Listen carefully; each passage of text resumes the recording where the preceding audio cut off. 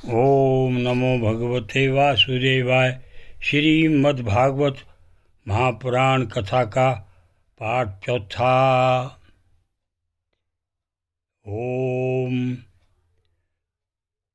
तमस्य पारे विदुरात्म सर्ग इचत्मन्तो अभूत सुमहासित्रीणेमि यो देवाजं भैमीरयाणः पृक्षणोतयायुर्जस्य हेति तत्तो निवर्तः प्रत्यल्बद्धकामः स्वादिष्णयामासाध्य पुनः स देवा सनरजित सवासनिवृत्त्यतो नयं चिदारूढ समाधियोगः कालेन सोजः पुरुषा युषाभिः प्रवर्त्य योगेन विरूढ बोधा स्वयं तदन्तर्दे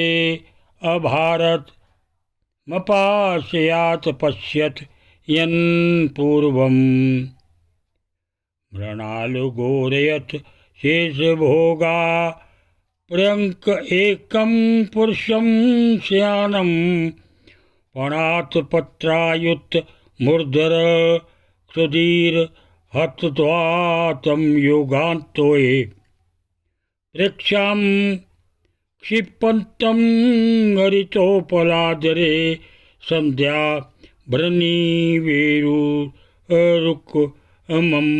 मुर्गना रत्नो ददारोषधि सोमनस्य वनस्तरजो वेणुभुजङ्गिरपाङ्घ्रे आयामुतो विस्तृतः समाना देहेन लोकत्रय संग्रेण विचित्र दिव्याभरणा सुखनां कृत्य श्रियाप्य श्रित वेशदेहम्।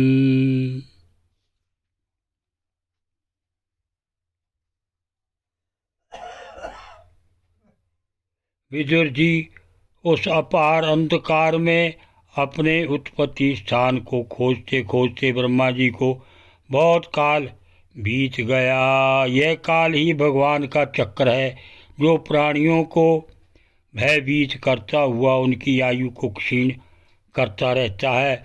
अंत में विफल मनोरथ हो वे वहाँ से लौट आए और पुनः अपने आधारभूत कमल पर बैठकर धीरे धीरे प्राणवायु को जीतकर चित्त को निसंकल्प किया और समाधि में स्थित हो गए।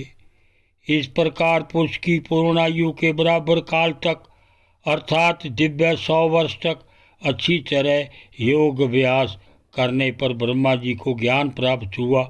तब उन्होंने अपने उस अधिष्ठान को जिसे वे पहले खोजने पर भी नहीं देख सके थे अपने ही अंतकरण में प्रकाशित होते देखा। उन्होंने देखा कि उस प्रलयकालीन जल में से जी के कमल नाल सदृश और विशाल विग्रह की शैया पर पुरुषोत्तम भगवान अकेले ही लेटे हुए हैं। शेष जी के 10,000 फण छत्र के समान फैले हुए हैं। उनके मस्तकों पर किरीट शोभायमान है।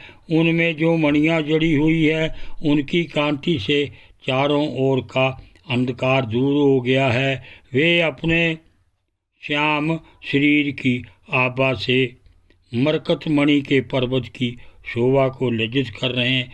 उनकी कमर का पीत पट पर्वत के प्रांत देश में छाए हुए सायंकाल के पीले पीले चमकीले पौधों की आभा को मलिन कर रहा है। सिर पर सुशोभित सुवर्ण मुकुट सुवर्णमय शिखरों का मान मर्दन कर रहा है।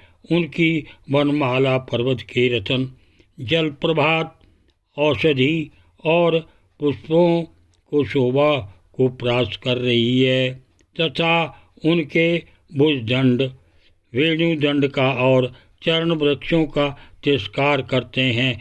उनका वह श्री विग्रह अपने प्रमाण से लंबाई चौड़ाई में त्रिलोकी का संग्रह किए हुए हैं। वह अपनी शोभा से विचित्र एवं दिव्य वस्त्राभूषण की शोभा को सुशोभित करने वाला होने पर भी पीताम्बर आदि अपनी वेशभूषा से सुसज्जित है। ओम नमो भगवते वासुदेवाय।